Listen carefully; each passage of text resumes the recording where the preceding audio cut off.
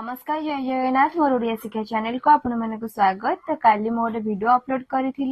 जेमती कि आपण माने किपरि जानि परिबे आपण लिंक टे जो मेल को आसुची किपरि ओपन करिवे किपरि आपनकर यूजर आईडी को आपण लॉगिन करिवे जति भूली जाइछन्ती तो ता ऊपर मो गोटे वीडियो पकेइथिले आ से वीडियो रे भाई माने बहुत कमेंट करथिले तो मो से कमेंट रा आज उत्तर रखिया पई चाहेबी। तो प्रथमे तो जो मानकर मेल को लिंक टे आसी तो से भाई माने ही एटा अप्लाई जो भाई मानकर मेल को लिंक टे आसेनी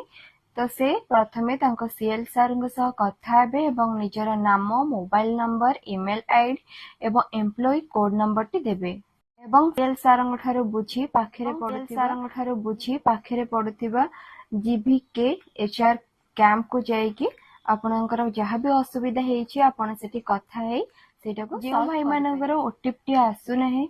एवं पेमेंट टी कटि जाइछि तो दया करी दुई थर पेमेंट न करी निकटस्थ जीवीके एचआर कैंप को जाए निजर असुविधा जणांतु एवं जो भाई माने यही प्रोसेस रे लॉगिन करूछन्ती एवं कोनोसी नेटवर्क इश्यू किंबा साइट इश्यू पई